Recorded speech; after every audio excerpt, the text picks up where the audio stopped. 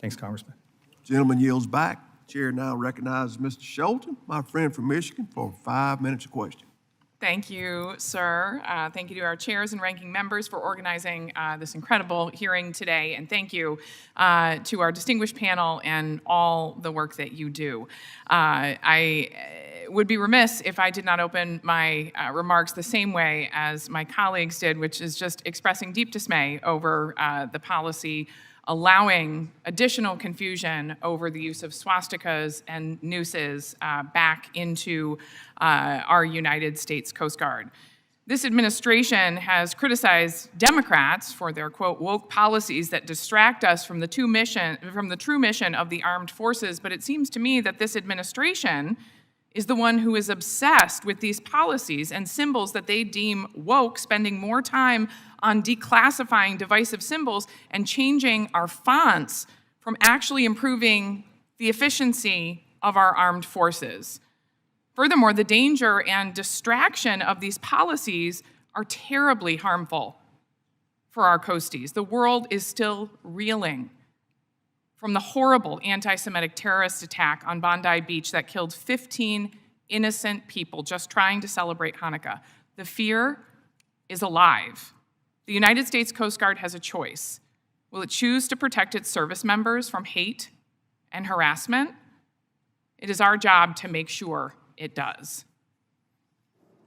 My first question is regarding the Coast Guard's ability and what additional needs you have to continue your great work around drug interdiction. Earlier today, we attended a confidential briefing on recent lethal boat strikes on suspected drug vessels. While I cannot and will not disclose the details of that briefing, I am happy to share that I am wholly dissatisfied with this administration's approach to stopping drugs from flooding into our nation, and dissatisfied with their explanation for why this is necessary. Our United States Coast Guard is the best in the world when it comes to stopping drugs.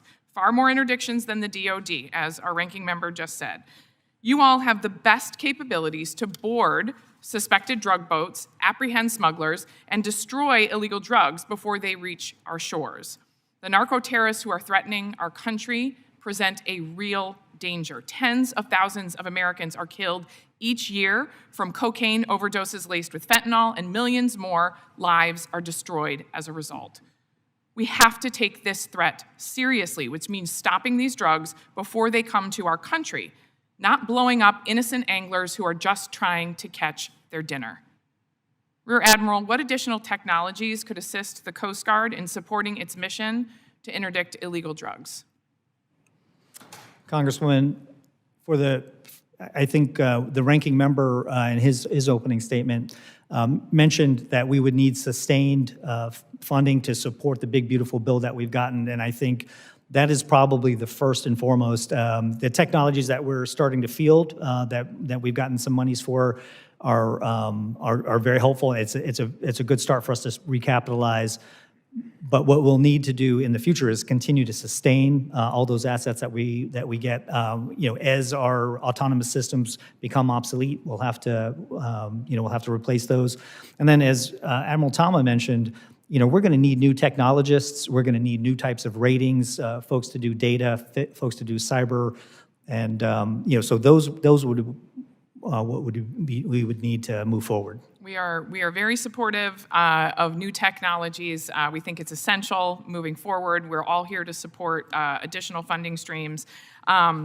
We want to be sure, however, that these new technologies are not replacing our service members, right? We can retrain them, we can enhance them, we can continue to grow the force. I'm deeply concerned with potential closures of search and rescue units across the country as a result, specifically right back home in Michigan.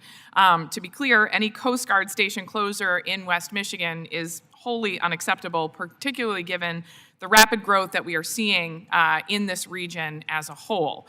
We look forward to offlining with your team about that in ways that we can continue to enhance these particular stations. I want to get to one more question in particular.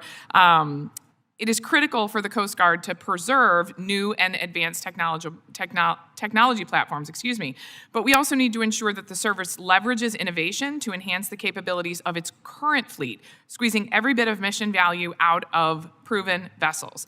Michigan Wheel, a company in my district, has developed innovative wake-adapted propulsion technology to assist the fast response cutters in hitting speed, fuel efficiency, and vibration targets. I would love to invite you out and visit this incredible company and everything that they do. It is truly a pride of West Michigan. How can the Coast Guard and Department of Homeland Security revise their acquisition and contracting regulations to assure that OEM technology is maintained throughout a vessel's life cycle? If the chairman allows, I'll take this question, but you're also happy to, or your response to the question, but you're also happy to submit it for the record. Go ahead. Okay, Go ahead. thank you. Just 30 seconds if you Okay, thanks, Congresswoman.